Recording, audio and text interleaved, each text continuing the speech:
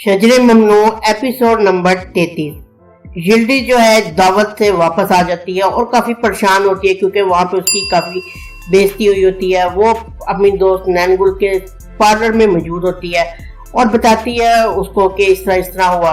तो नैनगुल कहती है कि तुम्हें पहले उसको देखना चाहिए था और सोच समझ के हमें जाना चाहिए था, हमारी बहुत बेइज्जती हुई है। यिल्डिज़ काफ़ी इस बात में परेशान होती है। वो कोशिश करती है किस तरह हालिद साहब को बताए जो हुआ है, इसलिए वो घर में हालिद साहब का वेट कर रही होती है। हालिद साहब ऑफिस से आते हैं और काफ़ी परेशान होते हैं क्योंकि ऑफिस में जो है एक सेक्टर में आग लगी होती है, इसकी वजह से वो परेशान होते हैं। वो अभी यिल्डिज़ बताना ही चाहती है लेकिन हालिद साहब पहले अपनी परेशानी बता देते हैं कि इस तरह ऑफिस में आग लग गई जिसकी वजह से काफ़ी नुकसान हो गया। हालिद साहब को परेशान देख के जो यिल्डिज़ है नहीं बताती, वो सोचती है कि हालिद पहले ही परेशान है, सुबह बता दूंगी, अभी नहीं बताती। सुबह जो है वो सोई होती है लेकिन हालिद साहब सुबह सवेरे ही चले जाते हैं ऑफिस क्योंकि उनको काम होता है। यिल्डिज़ सो के उठती है और देखती है कि हालिद साहब घर पे नहीं है। वो कहती है ओहो अब मैं कैसे बताऊं, मैंने तो बताना था जो मेरे साथ हुआ है, अभी मैगजीन में आ जाएगा तो हालिद को बाहर से पता लगेगा तो ज़्यादा गुस्से होंगे। दूसरा हालिद जो ऑफिस जा रहा होता है गाड़ी में तो अपने मोबाइल में मैगजीन वगैरह देखता है ऑनलाइन, तो उसमें यिल्डिज़ की तस्वीरें और ख़बर आई होती है जिसमें वो दावत पे गई थी, जो इनविटेशन के ज़रिए जो दावत थी नहीं, ऐसी कोई जगह थी नहीं जिस पे काफ़ी मजाक बनाया गया हुआ था।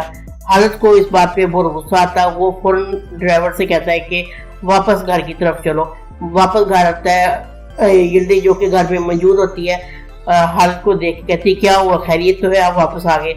तो हालिद उसके सामने मैगजीन रख देता है, कहती ये क्या है, ये तुमने मेरी बेइज्जती करवाई है, तुम इस तरह किस तरह कर सकती हो, तुम्हें पहले सोचना तो चाहिए था, पहले तुम्हें जो है जानना चाहिए था कि ऐसी कोई पार्टी, ऐसी कोई दावत, ऐसी कोई जगह मौजूद भी है कि नहीं।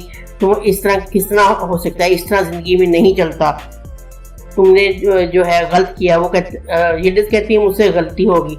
कहते इसको गलती नहीं कहते, इसको लापरवाही कहते हैं। मैं तुम्हारे लिए एक टीचर का इंतजाम कर रहा हूँ, आइंदा से जो है वो तुम्हें इस पे गाइड करेगी, तुम्हें किन पार्टीज में जाना है, क्या पहनना है, क्या नहीं करना, वो सारा तुम्हें गाइड करेगी। इसलिए तुम्हें अब टीचर की ज़रूरत है। मैंने एक खातून से बात की, जल्दी वो यहाँ पे आ जाएगी। और ये कह के हालिद चले जाते हैं। दूसरी तरफ जो है हालिद क्योंकि परेशान होते हैं, वो खाने की टाइम पे नहीं आते। खाने का टाइम हो जाता है, यिल्डिज़ जो है जाती है खाने की मेज़ पे। ज़हरा और लैला पहले ही बैठी होती हैं। ज़हरा और लैला जो है यिल्डिज़ को देख के हंस मुस्कुराने लगती है। कहती है यिल्डिज़ पापा नहीं आए? वो कहते नहीं, आज उनको काम है। ज़हरा कहती है यिल्डिज़ हमने तुम्हारे लिए एक गिफ्ट लिया है। वो एक खूबसूरत बुक उसको दे देते हैं। बुक में जो है यिल्डिज़ जब खोलती है बुक में, उसमें सारी जगहों के इस्तांबुल में जो जगह हैं उनके नाम लिखे होते हैं। ज़हरा कहती है कि इन नामों को अच्छी तरह याद कर लो ताकि तुम्हें पता लगे किन जगहों पे जाना है, किन जगहों पे नहीं, और किन जगहों का वजूद ही नहीं है। ये कहकर वो हंसने लगते हैं। यिल्डिज़ को बहुत गुस्सा आता है और वहाँ से उठ के चल पड़ती है। दूसरी तरफ ज़ैनब भी अपने घर में बैठी होती है कि नैनगुल वहाँ पे आती है। वो कहती है मैं यहाँ से गुजर रही थी तो मैंने सोचा थोड़ी देर तुमसे मिल लूँ, तुम्हें पता है क्या हुआ?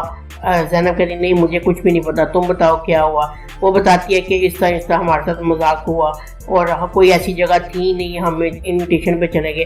तो ज़ैनब कहती है कि तुम्हें खुद सोचना चाहिए था, सब तुम्हारी गलती है, तुम लोग भागे भागे वहाँ पे चले गए, पहले तुम पता करना चाहिए था कि ऐसी कोई जगह है कि नहीं। ये जिसने भी ये मजाक किया है उसने तो अपना काम पूरा किया, लेकिन तुम लोग जो है इससे काफ़ी बेइज्जती हुई है तुम लोगों की। ज़ैनब सारा कसूरवार यिल्डिज़ को ही देती है कि यिल्डिज़ का ही सब किया धरा है। थोड़ी देर बाद जो है नैनगुल मोबाइल ओपन करती है। यिल्डिज़ के अकाउंट में 120,000 इंस्टाग्राम पे फॉलोअर होते हैं। ये सुन के देख के तो वो बहुत हंसने लगती है, नाचने लगती है। उसी टाइम यिल्डिज़ को कॉल करके बताती है कि भाई हम जिसको समझ रहे थे कि बहुत गलत हो गया, हमारी तो पब्लिसिटी हो गई है, बहुत ही ज़बरदस्त काम हो गया है। तुम अपना अकाउंट चेक करो, तुम्हारे अकाउंट में 120,000 फॉलोअर हो चुके हैं, लोग तुम्हें फॉलो कर रहे हैं, तुम तो बहुत मशहूर हो गई हो। यिल्डिज़ अपना इंस्टाग्राम का अकाउंट खोलती है और अपने फॉलोअर देख के वो भी उछलने लगती है और वो कहती है ये तो बहुत ही अच्छा हो गया, मैं ऐसे ही परेशान हो रही थी कि बदनाम होगी, मैं तो बहुत ही मशहूर हो गई हूँ।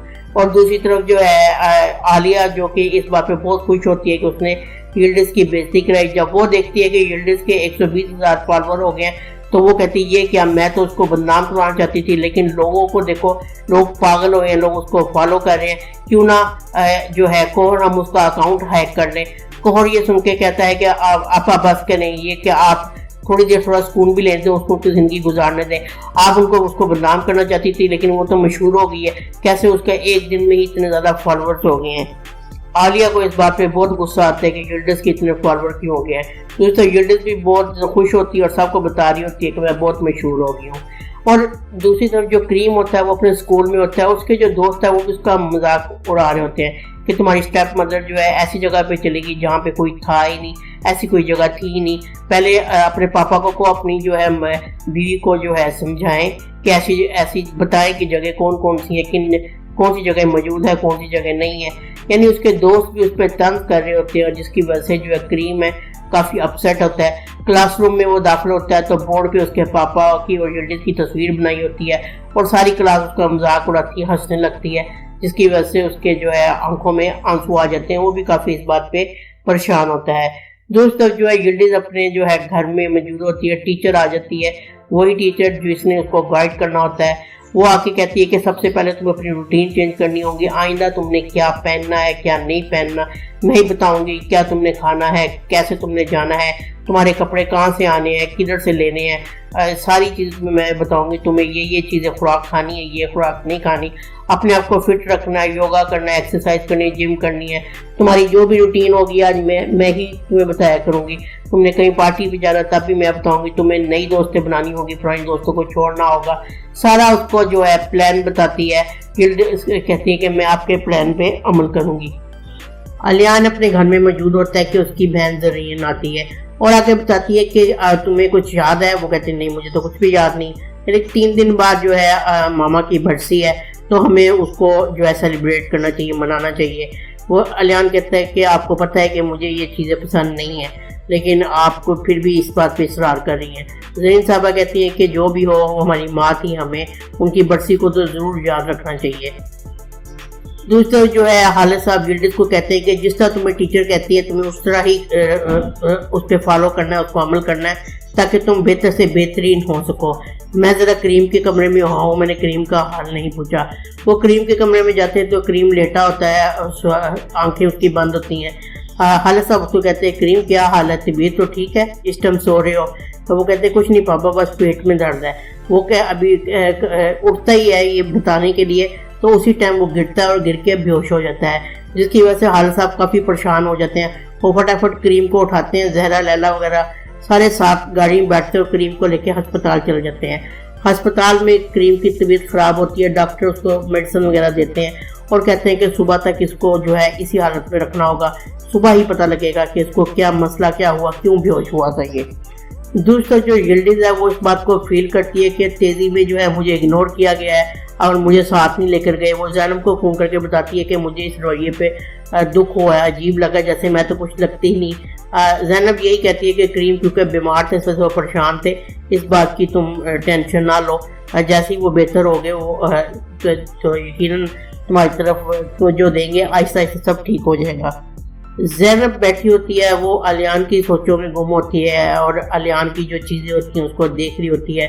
दूसरा अलियान भी बैठा होता है, जो ज़ैनब के लिए उसने चीज़ें खरीदी होती है, ब्रेसलेट, अंगूठी वगैरह, वो भी उन चीज़ों को देख रहा होता है, उसकी यादों में खोया होता है।